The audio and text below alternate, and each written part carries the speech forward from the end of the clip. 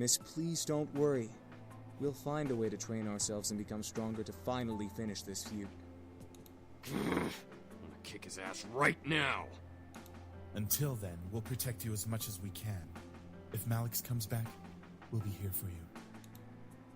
But what about going outside? Won't he... Like we said, you have a protection spell on you. Even if Malix attacks you, he won't be able to use his magic on you. He'd be just like any other human you can fight back against. Didn't you say you knew Taekwondo? Well, yeah. I felt somewhat relieved that I was mostly safe from Malix. Still, I could not help but feel very nervous and apprehensive about the future. The boys were safe here to train and become stronger, but what if Malix did the same? Even more so, I was lost about how my grandfather knew about magic. I had to find out. At least I had time. I went to bed that night feeling nervous. Despite the words of the incubi, I felt like a target to something I'd never be able to explain or prove. Magic? Devils? Demons? How did this all even happen? Should I really meddle with the situation? They are only staying until after they defeat Malix. That's right. They said they'd only stay until after they defeated Malix. After that, my life could go back to normal. Temporary insanity, as Kay would say. The question was then, would I want them to leave? If my life went back to normal, then I'd have to care for the house all on my own. I'd get to focus on my life instead of being distracted by the boys. I'd have to. My life... Where was my life going anyway? I was under pressure from my parents, with only my friends and the boys to comfort me. Without the boys, I'd have no way to hide from my responsibilities. Enough. Let's just sleep and deal with tomorrow when it comes. Defeating my sense of thought, I forced myself to sleep, unsure of what tomorrow had planned for me. Hopefully, whatever the future had for me, I would be ready for it. I promise to be with you forever. You're so important to me. I swear I'll give my life to you. Please, let me love you. I'll be by your side, always. I can't imagine living without you. I want to be with you. I love you. Wow. What a great dream. I slowly opened my eyes, letting the voices of my dream echo in my head and force me awake. I rubbed my eyes before sitting up and looking at my desk. Or clock. Looking at my desk. Did it say desk? No, clock. Whoops! I'm still sleepy. 7 a.m. Why am I up so early? I fell back onto the bed and closed my eyes, trying to go back to sleep. However, something kept me awake. Why? It's too early to even be alive. I gave up and sat up, staring at the fireplace across from my bed. I threw my legs over the side of the bed. What to do at 7 a.m. in the morning? Let's explore the house this time. I decided it was a good idea to wander around the house. I never really explored it much as a child, so there were bound to be new surprises. Welp, come on, feet. Let's go on an adventure. I stood and exited my room, hoping that the boys were still asleep. I began to wander the halls on my end of the house, opening each door to find what room each door led to. Oh.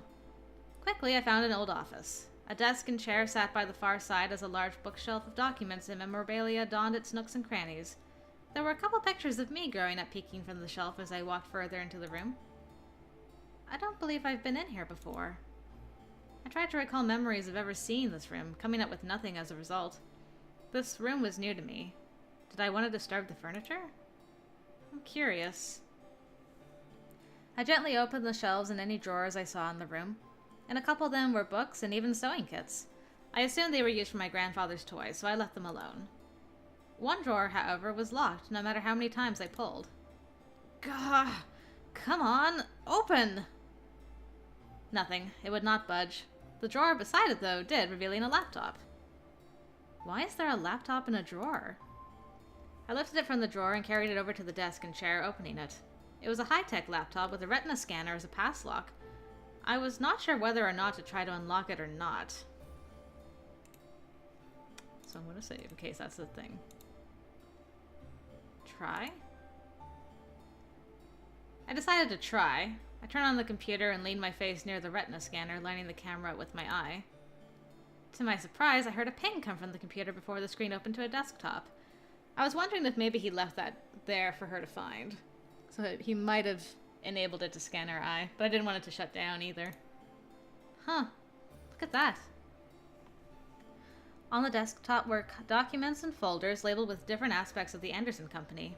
Taxes, profits, bylaws, products. The list went on and on. If I really did want to become the CEO of the Anderson Toys Company, I had everything about it at my fingertips. Dad would sure be impressed. One icon, however, stood out from the rest. Forego? I double-clicked the icon, but no window came up. Instead, I heard a large click come from the drawer that was locked. What the? I slowly left my seat and walked over to the drawer, attempting to open it again. It slid open smoothly in the direction of my pulling hand, revealing 2 books. One was a plain black journal with a tie to keep it closed. The other was bound in leather with cryptic symbols all over the cover. I took out the journal and skimmed through it, seeing my grandfather's notes. They were all detailed explanations and opinions on his findings on demon magic. He really did know about magic. I sat down at the desk and read through the journal further, finding drawings and sketches of symbols and magic circles, each with their own different meanings and effects. It was all fascinating. There was even a page of important spells to know. I read through them, trying to memorize them into my mind. I don't know what came over me, but I started to feel more energetic and more powerful simply reading my grandfather's notes.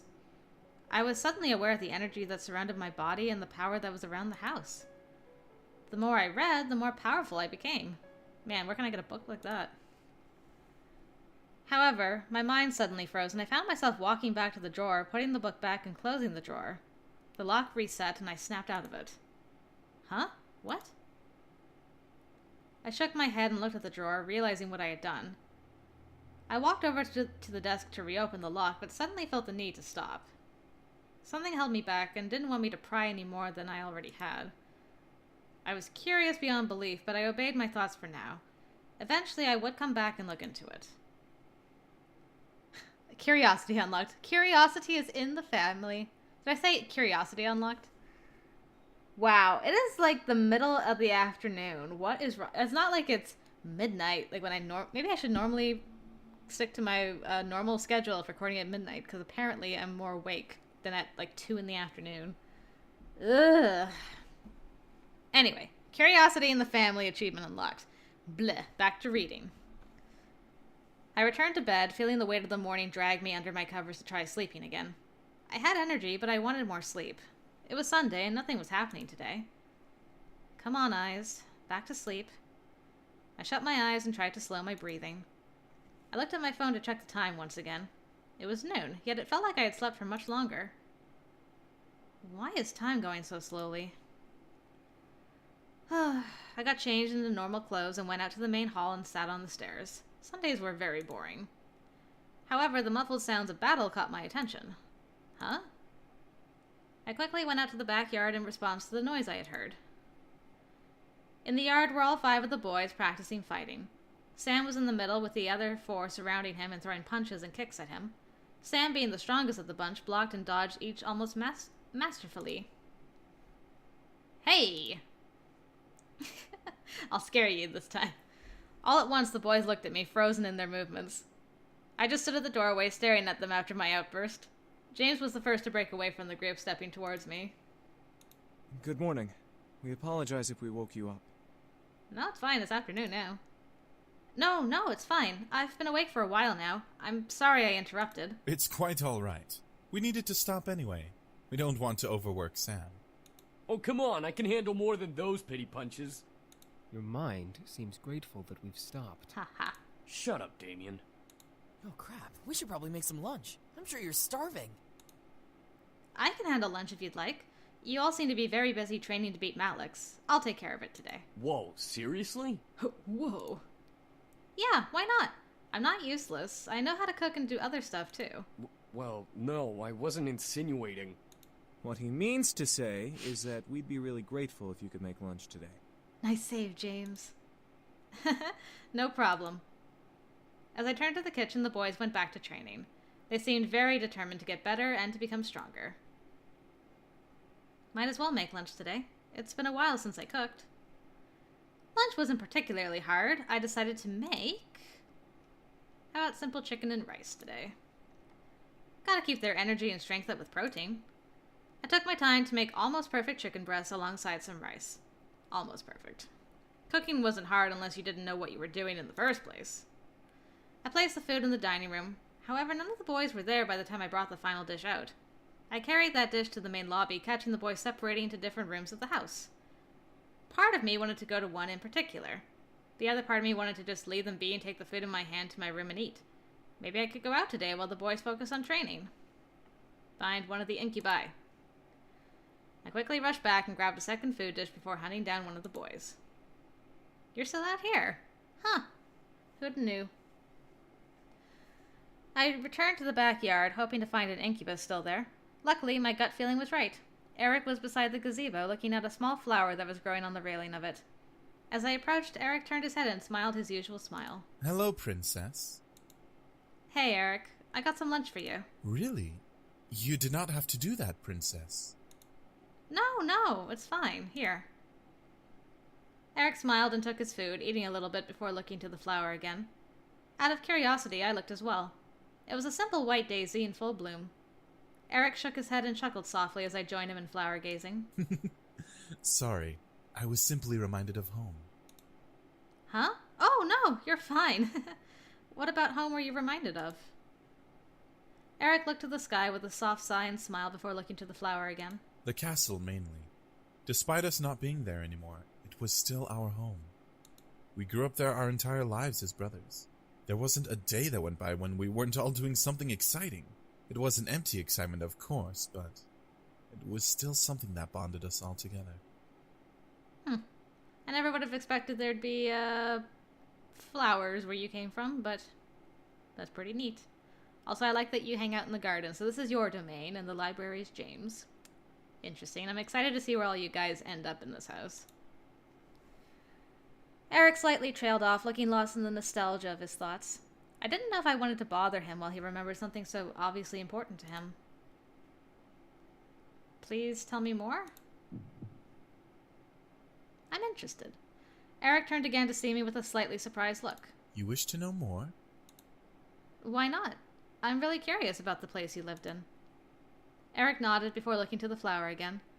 After a second, he gained a look of realization before looking to me again. Would you like me to show you something instead? I tilted my head in confusion, but nodded nonetheless. What I was expecting could not have prepared me for what I saw. Erik gently brushed his fingers against the petals of the daisy, making it gently quake at his touch. As the daisy abnormally shivered, its petals shifted from white to purple. The yellow center gently faded to a pink hue as the stem began to burn black. I could only stare as Erik plucked the flower from its place and presented it to me. Watch closely. I kept my eyes to the flower as Erik began to mutter something. It sounded close to Latin, but I wasn't sure. Regardless, the flower began to glow in Erik's hand. So this is your power. Interesting. Small crystal-like spores floated up from the pink center and began to form a circle in the air. As the circle closed, the center filled with smoke, forming a screen of some sort. It was misty, so I couldn't see anything. What is this? Just watch. I raised an eyebrow, but I followed his instruction. Eventually, the mist faded away, revealing a large throne room. It was all of stone and tile, with the throne itself covered in red fabric and gold metal. Despite it being a mirror image in a magic mirror, I felt small looking at the side of the throne room. Wow, that looks amazing. That's our castle. It's a wonderful place. Servants and parties galore. Does your father sit on the throne when he's at the parties? Very much so. He despises dancing and socializing, so he makes the throne his home. Do you think he's still there now? I must have struck a small chord with Erik because he hesitated before responding. Erik smiled only slightly. We don't know. When we left, we didn't look back. However, we are sure he's still there, since no one followed us out of the abyssal plains. That's interesting. I wonder why he let them go. I bit my lip. Maybe I shouldn't have asked. I felt really bad. However, I didn't feel it for long. The magic suddenly stopped and faded away while Erik dropped the daisy. As the daisy turned back to its white and yellow color, Erik dropped to a knee, groaning in pain. Erik, are you all right? Yes, Princess. I'm fine. I just used too much energy, that's all. Oh. It's time for smoochy smooches again. I dropped to a knee to try and examine Erik closer. His face was pale while his purplish eyes shifted back and forth between purple and gold. His breath was heavy, which concerned me. He used too much energy. That meant he needed more. Please don't worry, Princess. I'm fine. Don't worry your beautiful head about it. Kiss him. I felt responsible. That's all it was. Had to help, you know? Don't look at me that way. I quickly grabbed Eric's face and tilted his head to angle with mine. Shifting myself closer, I brought my lips to his and kissed him deeply. I didn't know if this would help, but it was how we got energy before. I shut my eyes, waiting for the draining feeling to reappear in my body. However, Erik grabbed my shoulders and forced me back. I opened my eyes and stared into his frightened golden eyes in surprise. At the same time, I noticed a pink hue run across Eric's face. Princess? What are you doing? Just helping! I don't know why, but I felt both irritated and accomplished at the question and at the look he was giving me. Where was his flirting? Where was his cocky smirk? From what I remembered, he took advantage of me when we met, yet now he was somehow acting inferior to me.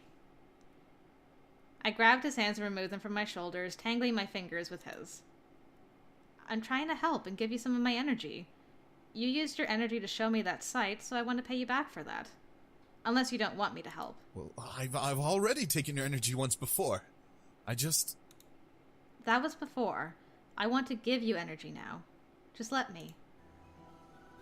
All of a sudden, the music changed, and I felt that familiar feeling of warmth run through my body once again. I felt my body slightly heat up as Erik quickly released my hands and wrapped them around my waist, dropping to both knees in front of me. He stared at me with desire in his gaze as he pulled my body to his. Erik leaned his forehead to mine, letting the tips of our noses gently caress each other as he spoke. You spoil me. Ah. Well, this is my favorite picture so far. Obvious bias is a sign. This is my favorite picture so far. Before I knew it, I was on top of Erik. Am I looking at this upside down? As he laid on the grass below, I stared wide-eyed as he pulled me into a hot and passionate kiss with a gentle hand on the back of my head. Eric's other hand rested on the small of my back while I rested my hands on his chest.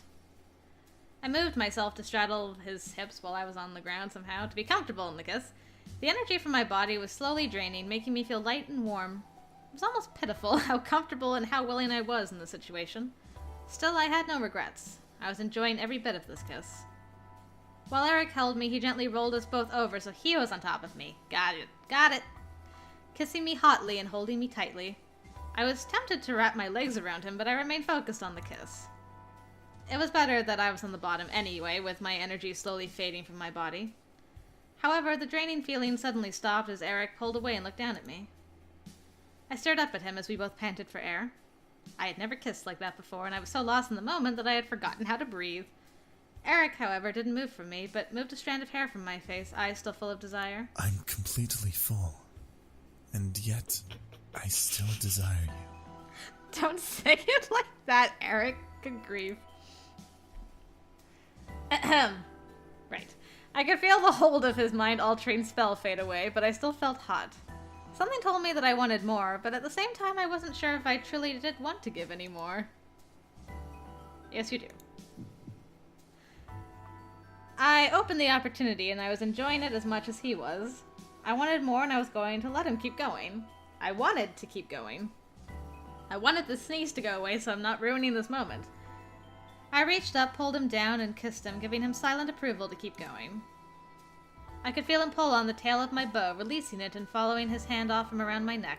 He moved the ribbon to the ground beside me before gently unbuttoning the top buttons of my blouse, stopping at the buttons above my stomach. The desire in my body drove me insane, forcing a moan to escape my lips as he ran kisses from my lips to my exposed neck. As he began to ravage my neck and shoulder in hot kisses, I leaned my head back against the grass and let a pleasureful sigh escape my lips.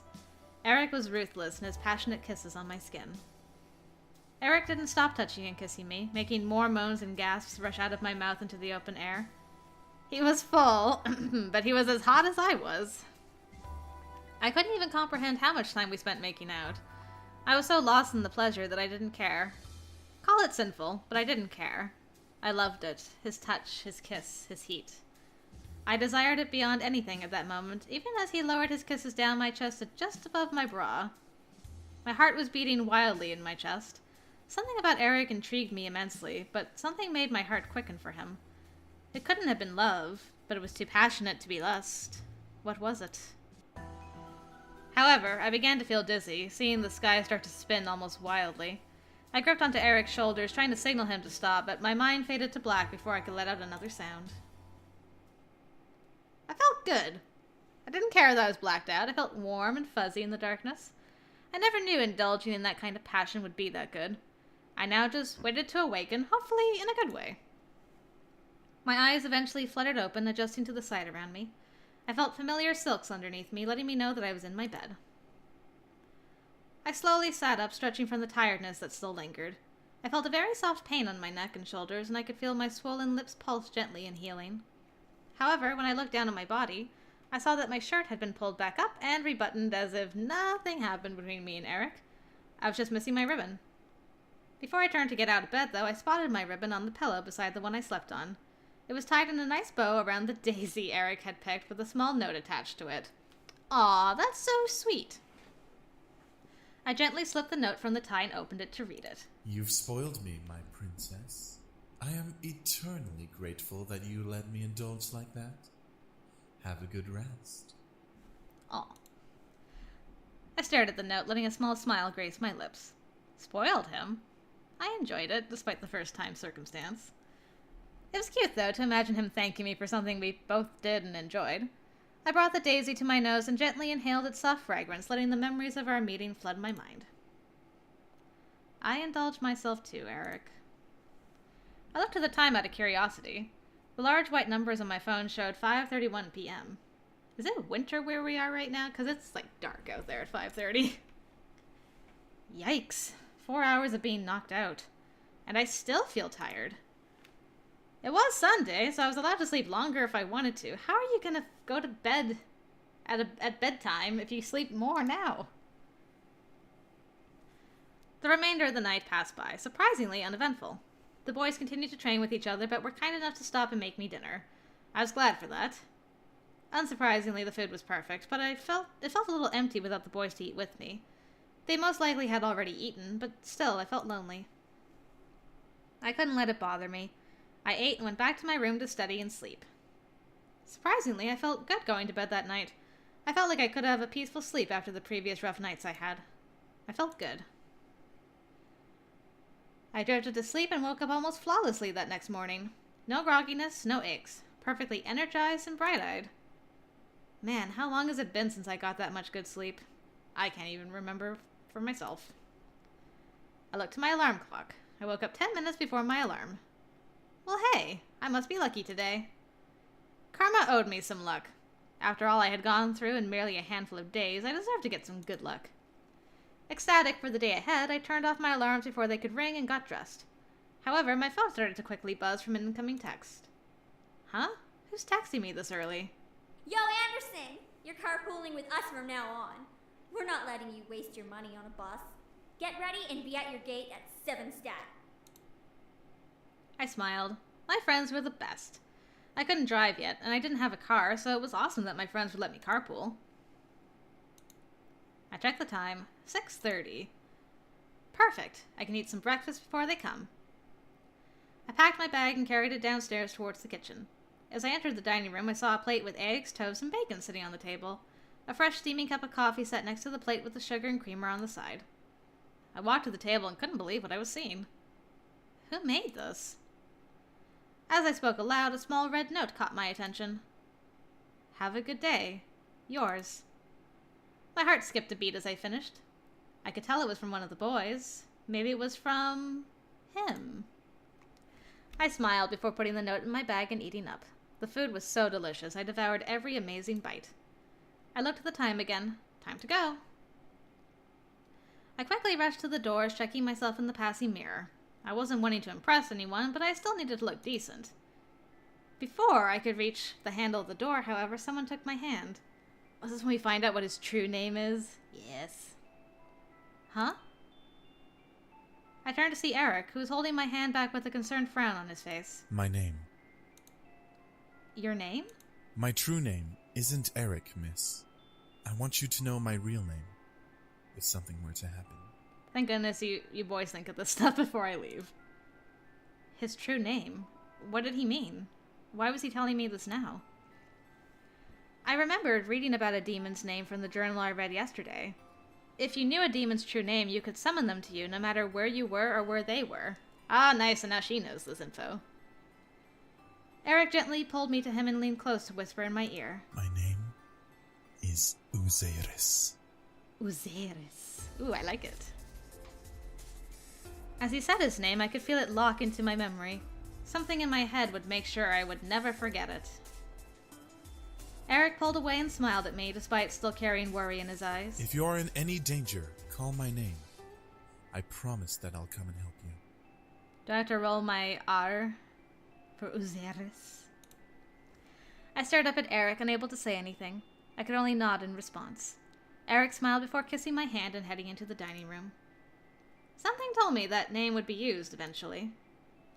And right on cue, Naomi drove up to the gates with Susie waving me down. I rushed out the door and we headed to school talking about the homework and the coming day. We made it into the school without a hitch. Our lockers were in the same part of the hall, so we quickly unloaded what we needed to do and got our important books and necessities. First incident of the day. As I walked toward Suzu and Naomi, who were both waiting for me on the opposite side of the hall, something hooked my ankle and made me fall forward. Whoa! Ow! Hey, are you okay? Who did that? The three of us looked back to see Lisette and her gaggle of gals. Lisette had a look of complete innocence, while the girls around her giggled like no tomorrow. Why, you little... Suzu, don't! I felt a giant fire of anger burn in my stomach as I stared at Lisette. Today was not the only time this had happened to me. However, it was now clear who was behind these incidents. Even if she was innocent and one of her goons did it, it was now obvious that Lisette was the mastermind just from the look on her face. She was no friend, nor would she ever be. I had to do something. Glare into her soul? Oh! This is a new thing we have because we read those books. That's cool. I glared hard at Lisette, feeling wisps of air and magic run through my skin and veins. However, I stopped at what I saw. What? No freaking way. No freaking way. Diana? What have you been playing at, girl? Around Lisette was a dark purple aura that seemed all too familiar. It was like demon magic, but it seemed to be tamer. I slowly rose to my feet, collecting my belongings as I continued to stare at Lisette. Something was off. As I continued to look at her, the aura grew, forming a shadow behind Lisette with red eye-like shapes glowing from within its darkness. Anderson, you alright? I couldn't respond. I was entranced by a small hum in the air. It was distant, almost like an ethereal whisper you'd hear in horror games, but it was real. It sounded vaguely of a woman, humming a tune I didn't recognize. Hey, are you okay? Let's go. We'll be late for class. I suddenly felt the need to walk away, so I did. Naomi and Suzu scrambled to catch up and follow at my new quickened pace. Sheesh, Anderson. You look like you saw a ghost. Well, if you knew what I knew, you'd understand. Are you really okay? That fall was pretty bad. I think she saw underneath Lisette's cake face and saw the devil itself. That's exactly true. Oh, Suzu, hush! No, something was wrong with Lisette. It was more than just her being mean. There was something, or someone, watching over Lisette. Or they were watching me behind Lisette. What they were doing, I didn't know, but it was definitely demonic. Surprisingly, the rest of the school day went off without another incident. I went to my classes, had lunch, and was anxious to get home. As the bell rang for school to end, I felt my phone vibrate in my pocket. Huh? A text? From Dad? I'll be picking you up today. Make sure you're ready to go when I get there. That's kind of a surprise. I quickly headed back to my locker and got my things before waiting for Naomi and Suzu. Hey, are you ready to go? Actually, my dad's picking me up. Really? Okay, I guess that kind of makes sense. We'll drive home together next time. Tell your dad that we've got you covered from now on. Yeah, alright. Even while I left, something didn't seem right. My dad texted me to say this. Why was he going to pick me up? Had I done something wrong? I didn't know. I waved goodbye to Naomi and Suzu before heading off to the usual spot where my dad picks me up. I took the time to listen to my music while I waited.